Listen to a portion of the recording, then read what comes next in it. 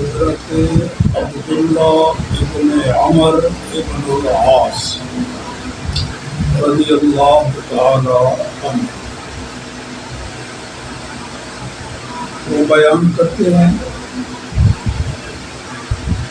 کہ ایک بادشاہ ہوگا، قحطان قبیلے سے اس کا تعلق ہوگا۔ یہ حدیث بیان کی تو حضرت ابو معاویہ رضی اللہ تعالیٰ عنہ غصے میں آ گئے۔ انہوں نے پھر خطبہ پڑھا جس میں اللہ کی حمد و ثنا بیان کی، اور اس کے بعد پھر کہا اما بعد، میرے پاس یہ خبر پہنچی ہے کہ کچھ لوگ کہتے ہیں تم میں سے جو ایسی حدیثیں بیان کرتے ہیں جو کتاب اللہ میں نہیں ہیں اور نہ ہی رسول اللہ سے منقول ہیں، اور اولئک کا جو حال ہوگا وہ تم میں جاہل لوگ ہیں، وَإِيَّاكُمْ وَالْأَمَانِيَّ، اپنے ذاتی خیالات سے بچو، ایسی خواہشات سے بچو جو گمراہ کر دیتی ہیں۔ میں نے تو رسول اللہ صلی اللہ علیہ وسلم سے سنا، نبی پاک فرما رہے تھے ان ھذا الامر فی قریش، یہ جو خلافت اور سلطنت کا معاملہ ہے یہ قریش کے علاوہ کہیں نہیں جائے گا، اس میں قریش کے ساتھ بھی خاص ہے۔ لا یعادی احدا، قریش سے آگے نکل کے کوئی اور یہ امیر نہیں بنے گا، اللہ کبا اللہ ولا وجہ، اگر کوئی کرے گا تو اللہ تعالیٰ اس کو ذلیل و رسوا کر دے گا۔ یہ حضرت ابو معاویہ رضی اللہ تعالیٰ، مگر یہ بات شروع میں تھی، اس وقت امیر المومنین یا خلفائے راشدین سارے قریش میں سے ہوتے تھے، غیر قریش کو نہیں۔ مگر اب دنیا میں شاید ہی کہیں کوئی قریشی ہو، آخر بدل گئے حالات۔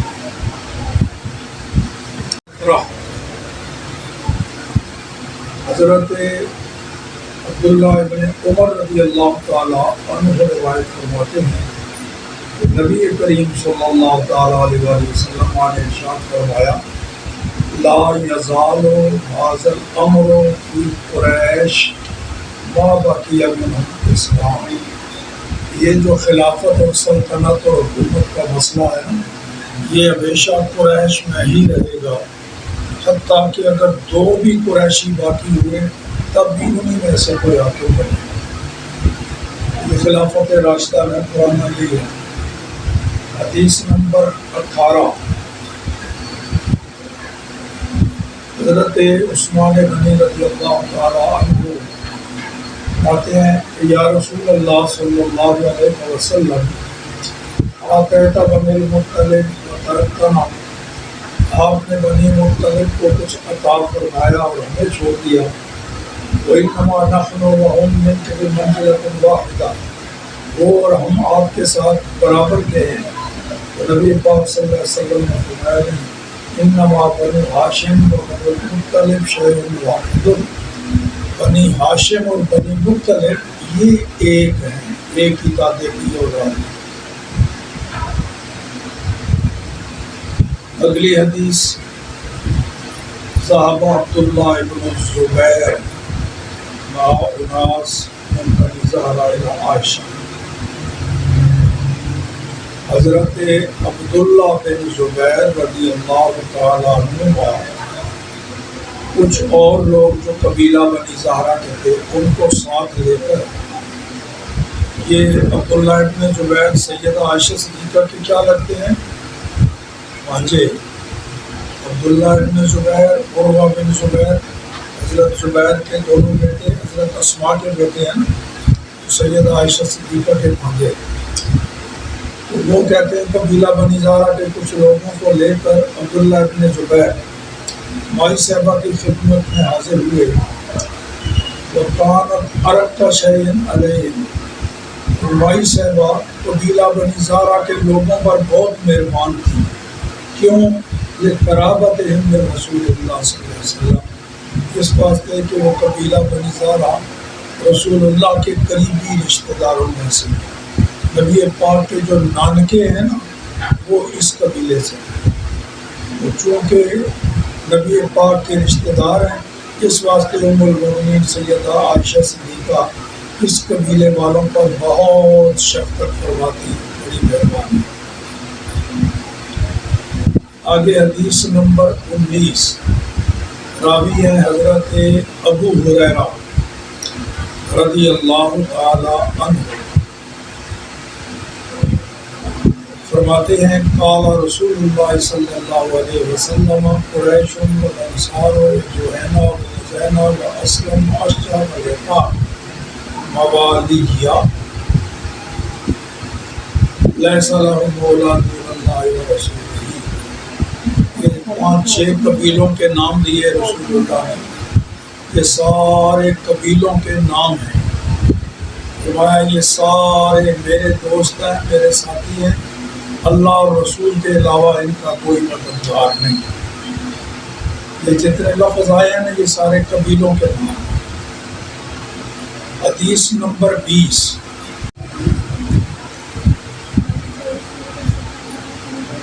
اس میں ہے جی حضرت عروہ بن زبیر کہتے ہیں کہ حضرت عبداللہ ابن زبیر ام المومنین سیدہ عائشہ صدیقہ کو نبی پاک کے بعد اور صدیق اکبر کے بعد سب سے بڑھ کر پیارے تھے۔ عبداللہ ابن زبیر جو بھانجے ہیں مائی صاحبہ کے، رسول اللہ اور صدیق اکبر کے بعد سیدہ عائشہ صدیقہ کو جس سے سب سے بڑھ کر محبت تھی وہ یہ عبداللہ ابن زبیر۔ وکان ابر الناس بہا، اور عبداللہ ابن زبیر بھی مائی صاحبہ کے ساتھ سارے لوگوں سے بڑھ کر احسان کیا کرتے اور مائی صاحبہ کی خدمت کرتے اپنی خالہ کی۔ وکانت لا تمسک شیئا مما جاء، مائی صاحبہ کی عادت کریمہ یہ تھی کہ جو بھی چیز آپ کو اللہ تعالیٰ رزق دیتا وہ اس کو رہنے نہیں دیتی تھی، الا تصدق، صدقہ کر دیتی تھی، کوئی چیز گھر میں رہنے نہیں دیتی تھی۔ عبداللہ ابن زبیر نے کہیں یہ جملہ کہہ دیا کہ مجھے مائی صاحبہ کے ہاتھ پر پابندی لگانی پڑے گی، میری خالہ جی کوئی چیز چھوڑتی نہیں، جو آتی ہے صدقہ کرتی جاتی ہے، تو مجھے ان کا ہاتھ پکڑنا پڑے گا، پابندی لگانی پڑے گی۔ فقالت، مائی صاحبہ ذرا غصے میں ہو گئی، تو میں کیا وہ میرے ہاتھ پر پابندی لگائے گا؟ علیہ نظر ان کلمت، میں نے قسم کھا لی کہ میں اس سے بولوں گی۔ اس نے یہ بات کیوں کہی ہے کہ میں اپنی خالہ کے ہاتھ پر پابندی لگاؤں گا؟ میں اس سے بات ہی نہیں کروں گی۔ اب کیا ہوا؟ فاستشفع الیہ الرجال، حضرت عبداللہ ابن زبیر رضی اللہ تعالیٰ نے کئی لوگوں سے سفارش کرائی مگر مائی صاحبہ نہیں مانتی تھی۔ فقال لہ الزہری، قبیلہ بنی زہرہ کے لوگوں نے جو کہ نبی پاک کے ماموں نانکے لگتے ہیں، ان میں عبد الرحمن بن اسود بھی اور ابن عبد یغوث، مسور بن مخرمہ، یہ سارے انہوں نے کہا مائی صاحبہ ہم پر بڑی مہربان ہے رسول اللہ کے رشتہ داری کی وجہ سے، ہم تیرا مسئلہ حل کرتے ہیں۔ وہ کیسے؟ کہ ہم جا کے دروازہ کھٹکھٹائیں گے، مائی صاحبہ پوچھیں گی کون ہے، ہم بتائیں گے ہم فلاں قبیلے کے قبیلہ بنی زہرہ کے، مائی صاحبہ ہمیں اندر آنے کی اجازت دیں گی، دروازہ کھولیں گی، تو بس ہم دروازے سے اندر جا کے کھڑے ہو جائیں گے، تو پردے کے پیچھے جا کے اپنی امی جی کے خالہ کے قدموں میں گر جانا، لپٹ جانا، منا لینا، ہم صرف تجھے اندر داخل کرانے تک ہم یہ کر لیں۔ ایسے ہی ہوا جی۔ تو اب پھر مائی صاحبہ نے کیا کیا؟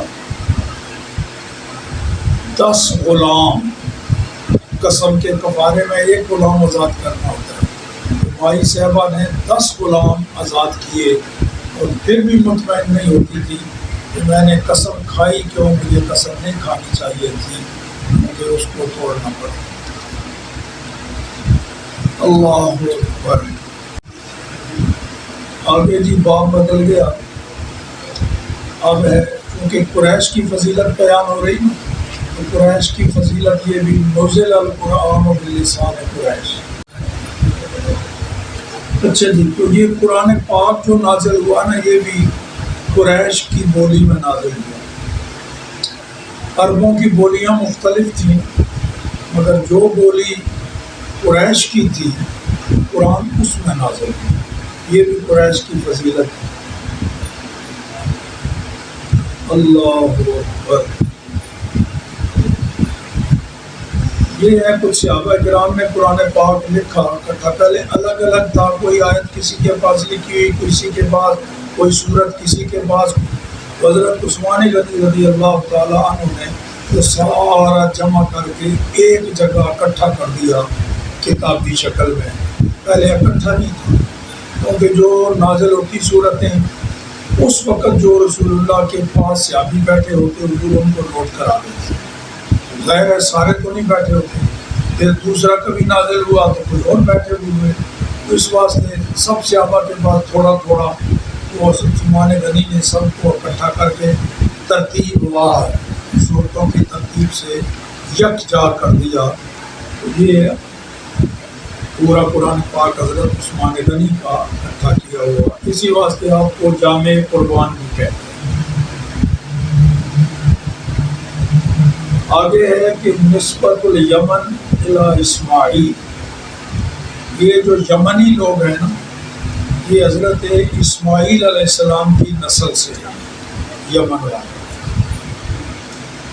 منہم اسلم، انہی میں سے قبیلہ بنی اسلم بھی ہے.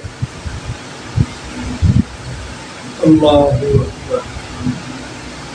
اور انہی میں سے قبیلہ خزاعہ بھی. اب اس حدیث کے راوی ہیں حضرت سلمہ رضی اللہ تعالی عنہا. سلمہ رضی اللہ تعالی عنہ یہ خاتون ہے نا اس وقت رضی اللہ تعالی عنہ فرماتے ہیں خرج رسول اللہ صلی اللہ علیہ وسلم علی قوم من اسلم. نبی پاک قبیلہ بنی اسلم کے ایک قبیلے پر گزرے تو وہ یتناظرون بالسوء، وہ بازار میں آپس میں تیر اندازی کا مقابلہ کر رہے تھے، ٹریننگ کر رہے تھے، مشقیں. فقال ارموا بنی اسماعیل. نبی پاک نے فرمایا اے اسماعیل کی اولاد خوب تیر چلاؤ. فإن أباكم كان راميا، تمہارا باپ تمہارا جد اعلیٰ اسماعیل بھی تیر انداز تھے، وہ بھی تیر پھینکا کرتے تھے. انا مع بنی فلان، حضور نے فرمایا میں فلاں قبیلے کے ساتھ ہوں. وہ دو تھے نا آپس میں، حضور نے فرمایا میں ان کے ساتھ ہوں. تم آپس میں مشقیں کرو. اب دوسروں نے تیر چلانے بند کر دیے.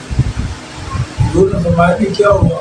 عرض کی حضور آپ اس قبیلے کے ساتھ ہیں تو ہم ادھر کیسے تیر چلائیں؟ حالانکہ وہ ٹریننگ کر رہے تھے ایک دوسرے کو. تو نبی پاک نے کہا اچھا چلو میں تم دونوں کے ساتھ ہوں، کرو ٹریننگ. یہ صحابہ کا ادب کہ جب رسول اللہ نے اس قبیلے کو کہا نا میں ان کے ساتھ ہوں تو دوسروں نے کہا ہم تو پھر سے مقابلہ نہیں کرتے.